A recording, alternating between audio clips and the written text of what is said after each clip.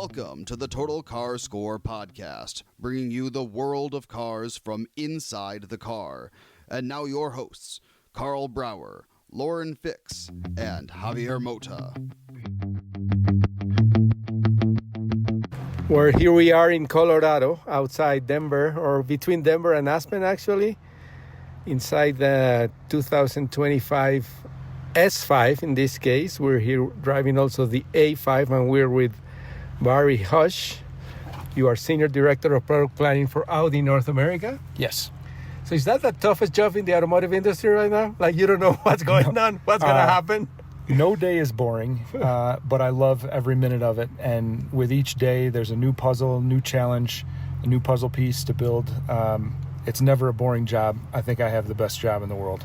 And I also think, and not because you're here or your position, I think product planning is the most important job in the automotive industry because you answer to the consumers what the consumers want, and then you answer to the company to make money, but you also have to take all the input and like guide a little bit the engineers, the designing, and all the new applications.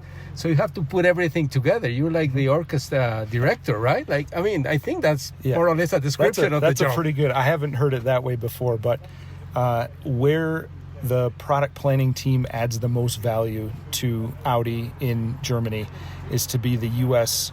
subject matter experts on the U.S. market. So again, we take feedback from journalists, customers, focus groups, etc., and we balance that with both the demands of the project as well as knowing future regulations as best we can, managing all of the different scenarios, and bring all of those together. So almost like a project manager in a way. Yeah. Managing a product that is very complex. I mean, like Indeed. Automotive is like probably after airplanes the most complex and technologically advanced product that most people buy, most people get in touch with during their lives, I think. Indeed. I would say it's outside of buying a house, it is the most expensive purchase or lease that a customer makes. It's a very emotional purchase as well. You want to fall in love with the car. And so there's a lot of pressure, but we rise to the challenge. We have some great team members that work on very precise and specific parts of the vehicle, and we bring it all together to make a great product. And most customers don't understand or don't listen like what your job is. I mean, they see the car and say, okay, love it, or whatever. They probably know the CEO sometimes. I mean, sometimes some CEOs are like rock stars. Some others are more discreet, maybe, let's say like that, more technical, I don't know. But for example, within the Volkswagen Group, Mr. Wilkerman at Lamborghini, I think he's like the perfect person for that job. Yeah. I mean, if Disney makes a movie about Lamborghini, he has to be him, right? Like in the movie, he has to be himself. And he is a very special leader for Lamborghini as well. What a great representation, and also a product person as well. No, exactly. That's what I'm saying. He has all the aspects. He has the vision. He can be German, he can be Italian, he can have the style, he can be a driver in the racetrack. But anyway, I was talking about product planning. You guys put so much effort again and to put like these products out. So let's talk about these new two cars, or maybe the SUV too. Clarify for me and probably for a lot of other people what's happening or what has happened with the A4, what's the A5 now, what's the nomenclature that I thought was 468 for electric and 357 for gas. I mean, can you clarify that a little bit? So your first question related to A4 and A5 are now with this new generation merged into one car line, the A5 family. The reason for that is for complexity. As we are transitioning to an electrified future, you don't want to have all of this complexity in the portfolio. So we really tried to take the best of the A4 and the best of the previous generation's A5 and really transform that into a highly desirable, beautiful car with a lot of storage space that will hopefully keep passenger car customers continuing to buy passenger cars. With respect to the badging or the nomenclature on the cars, we have decided after the launch of the introduction of the A6 petrol engine car, we've decided that with those badging, we would better represent the vehicle within the segments that they should belong. So no longer is an odd number always a gas car and an even number electric. Okay. Now we're badging cars based on where they fit in the competitive set in the market. So for example, the A6 e-tron, and then we have the A6 TFSI or petrol-powered sedan. Yeah. So those, again, just hit the mark perfectly. And with the A5 and S5 as well, that lets customers know, hey, it's a little bit bigger, a little bit sportier than your previous A4. And no A4, no more A4 in the U.S. Not for the foreseeable future. Okay. We have some like plans. things change. We have some plans in the future, but nothing we can talk about. Right Okay, now. and they just like turn the engine, and that's a gas engine. That you is can hear definitely- it. That is a fantastic. Definitely. So let's talk about this. The sedan segment is still very, very important in the U.S., even though actually in the whole world, right? Like SUVs are the most popular type of vehicle, but sedans are still important. Sedans are very important. Sedans end up attracting a different customer set. So generally speaking, you can have younger customers, more educated, gone through college, further, things like this. They're more into style and design. Yeah. Generally speaking, they are also a great way to reach out to new buyer groups, underrepresented customer groups as well. So definitely extremely important for us. And we still make beautiful sedans. So I know. I love that we can keep these around longer. And this one has a combination of both in a way, because the way the trunk or the hatchback, I don't know what's the official name, because it's both really. Yeah. And I was talking to my colleague while driving up here. If we didn't know that it was a hatchback, and I guess I'm revealing your answer a little bit, Yeah. you will think it's a regular trunk, but it's actually adds like I don't know if it's a percentage number fair to compare, but in terms of utility, it's an SUV in a way. It's fantastic. And with the design that we made, we wanted to let people know that it was okay to want this car. A4 sedan was generally a more traditional buyer, a little bit older. A5, previous generation, younger buyer. And when we were merging the cars, we realized we really needed that cargo space and also the access to it.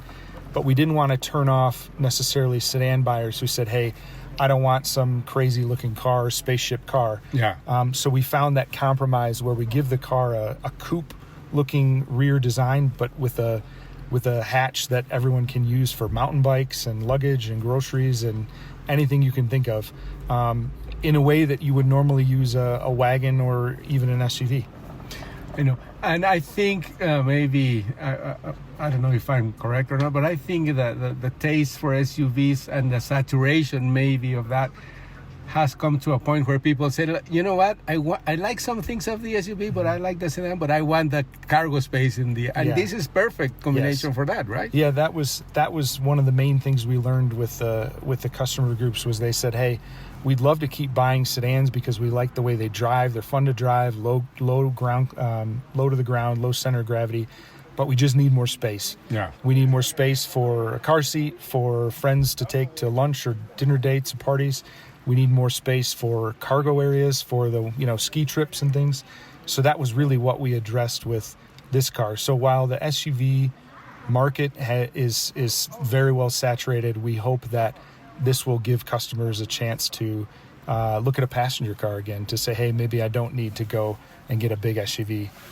Okay, that's just like almost 5 minutes just in general terms about the style of the car. But then there's so much about the technology, the lights outside. Can you talk about that? Because that's very, very advanced. I mean, and not as advanced as you get in Europe in some things because of regulation. Again, your product planning job have to touch on that too, right? Sure. So the lighting, the advanced lighting technology that we have in the car, of course, on the front, we have available driver selectable daytime running light signatures. So that allows the customer to pick how they want their daytime running lights to look, which also, when you turn on the headlights at night, that style remains. So you can, if you have your unique style preference with between 1 through 8 different settings, you can do that with the daytime running lights. Additionally, those are bolted or bundled with the digital OLED taillights, which also have their own unique configurations between 8 different settings. But the lighting is very advanced. The OLED taillights, this organic light technology, the panels are flat. They are way more efficient. They are lighter. And because we use 360 segments per for the taillight housing, we have the ability to make a 2D panel look 3-dimensional. Okay, so like the 360 pieces are actually individual pieces that are mounted? In total, yeah, well, that makes all the complex visual of it. Yep, each panel in there's 6 panels, and each panel has 60 individually adjustable lights. And those you can personalize through the app, through the settings in the car. There are 8 settings that our designers looked at to make a unique tail lamp and headlamp combination. So overall, just a great way to make a customer's car their own. Okay, now let's get inside the car and talk about the new screens and all the other new technology, a little bit also of the different powertrain variants. So you have that. Sure. So in the U.S., we have 2 variants right now. We have an A5 and an S5. Both have Quattro all-wheel drive. Both have 7-speed S-tronic gearbox. The A5 is powered by a 2.0-liter turbo 4-cylinder, and the S5 is powered by a 3.0T turbo V6. Within the inside themselves, they all have a consistent layout where we have what we call a digital stage, which is our OLED MMI display panels, infotainment panels. Those are curved towards the driver, of course, to keep it driver-centric, because we know that fun to drive is a key purchase reason for these cars. We're using, again, the OLED technology similar to what we have in the taillights. However, in this application, what that does is to aid in nighttime driving, and it also makes for a very crisp, clear display panel technology. And that's basically, I understand, because like the blacks are more defined or more deep, or what's the actual term for that? Yep. So with an OLED panel, if you have an area that is black or an area that is you're showing using the color black, actually that area is from a lighting standpoint off. Whereas if you had, meaning no pixels are illuminated in there, so as opposed to a traditional LCD screen, you would have very, very dark gray, because you would have to illuminate to show that color black. So again, from nighttime visibility, it really greatly enhances your visibility by having this OLED technology. I was discussing with my co-driver about all these terms, these technologies and all that, and I was wondering, like, I don't know, like you mentioned your daughter in the presentation about how she was having fun with that. But I just can't imagine how kids, like, think about these things. This is normal for them, right? This is normal. Like, for them, it's like, oh, that's cool, but like, the work that goes into developing that, it must be amazing. It is, and one of the things you think about as well, these are the kids will be the future Audi customers in the future, and the way that they're using the digital assistants now, both technology inside and outside of the vehicle, I can't imagine what the future holds for our future Audi drivers. Well, you're attracting a lot of people with all these cool things that are in the cars. And anything else that I have missed? I mean, there's so much more, but like in general terms about the A5 and the S5. Yeah. So I think in conclusion, we really looked at the customers of previous generation A5. We looked at what customers were moving to